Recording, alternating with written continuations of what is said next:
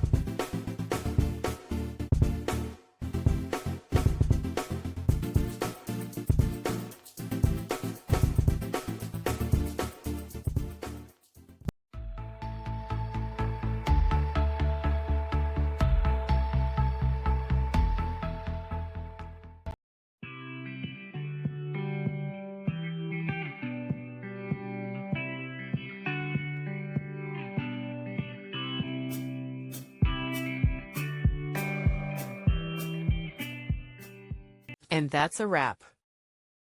I hope you found the answer you were looking for. If you did, take a second to hit that subscribe button. It really helps out. And let me know in the comments which solution worked best for you. See you next time in the debug zone.